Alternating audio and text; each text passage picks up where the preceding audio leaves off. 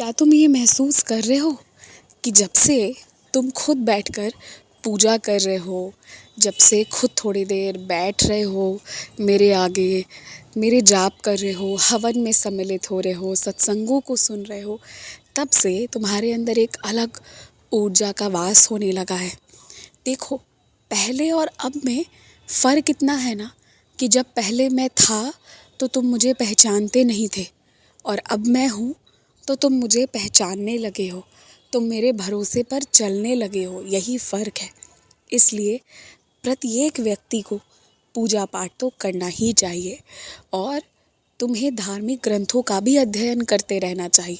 तुम अगर सोचते हो कि अभी नहीं, कुछ वक्त बाद जब मौका मिलेगा तब, ये सोचते रह जाओगे और जीवन यूं ही कटता निकलता चला जाएगा। संकल्प कर लो कि प्रतिदिन आधे घंटे मुझे धार्मिक ग्रंथ का अध्ययन करना है। ऐसा संकल्प करके चलोगे ना तो तुम कहीं भी रहो, अपने घर पर रहो, दूसरे प्रदेश में रहो, जहाँ भी रहो, कैसे भी मौके पर रहोगे, अगर ये संकल्प दृढ़ हो जाएगा ना जिस दिन, उस दिन तुम ये काम कर लोगे। और ये करना शुरू करोगे ना, तुम आधे घंटे का संकल्प ले रहे हो, अपने आप तुम ना आज जो कुछ जगहों पर तुम अधिक समय लगा देते हो, बाद में पछतावा होता है ना कि क्यों मैंने यहाँ समय लगाया या ज़्यादा समय लग गया, कुछ फ़ायदा नहीं हुआ, वैसी जगहों पर तुम ज़्यादा देर बैठना भी बंद कर दोगे। अपने आप जहाँ तुम मना नहीं कर पाते हो वहाँ मना कर पाओगे कि नहीं, मुझे सम्मिलित नहीं होना है, नहीं, मुझे ये कार्य नहीं करना है। ना कह पाने की भी शक्ति बहुत बड़ी है जो सबके पास नहीं होती।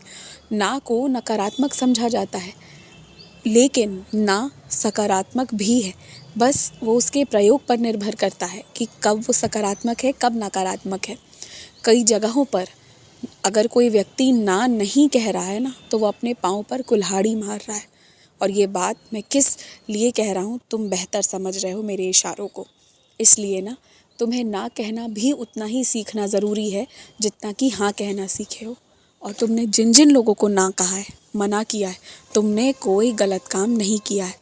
तुमने जो किया है ठीक किया है, उचित किया है। बल्कि जितनी शक्ति हामी भरने की है उतनी ही शक्ति मना करने की भी रखो।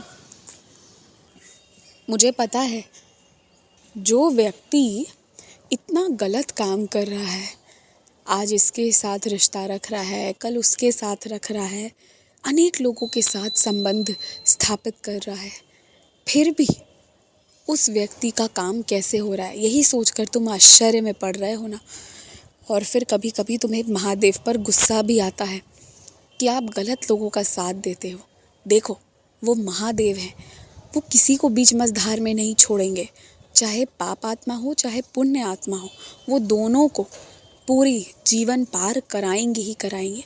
हाँ, जो पाप आत्मा है उसे सज़ा मिलेगी और वो सज़ा में कोई कमी नहीं होगी, लेकिन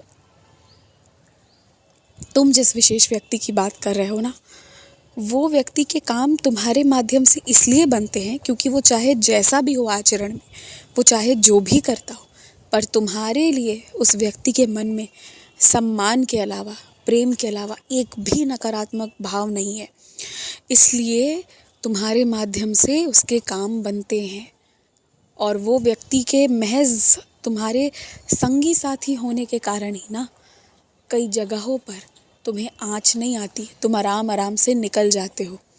और एक बात कहूँ, जिन लोगों में कुछ नहीं होता है ना, कुछ नहीं मतलब कुछ भी नहीं, ना संस्कार ना ज्ञान, हाँ, वही लोग अपशब्द का ज़्यादा प्रयोग करने में विश्वास रखते हैं, और वही लोग ज़्यादा घमंडी होते हैं। ज़्यादा दिखावा भी वही लोग करते हैं जिनके पास वास्तविकता में दिखाने के लिए कुछ नहीं होता, प्रशंसा पाने के लिए कुछ नहीं होता। तो इसलिए ना, उस तरह के लोगों से तुलना मत करो अपनी। तुम जैसा सादा जीवन जीते थे, अच्छे से जीते थे, वैसे जियो। तुम्हारे संगी साथी जैसे जीते हैं उन्हें उसी तरीके से स्वीकार करो, और फिर वो भी तुम्हें तुम्हारे ही तरीकों में स्वीकार भी करेंगे। ये तुम मेरा विश्वास रखना, जो जैसे है उसे स्वीकार करना है, किसी के रंग में नहीं ढलना है। अगर किसी के रंग में ढलना है तो वो साक्षात महादेव के रंग में बस ढलना है, और कहीं नहीं, कुछ नहीं, किसी के में नहीं। जितनी सादगी से इच्छा है रहने की तुम रहो। कोई कुछ कहेगा तो उसे क्या जवाब देना है ये मैं तब के तब तुम्हें बता दूंगा। पर किसी के लिए अपने आप को मत बदलो। तुम जिस चीज़ में खुश थे और जो तुम्हारे तरीके हैं जिसमें तुम खुश रहते हो वही करो। आयुष्मान भवा।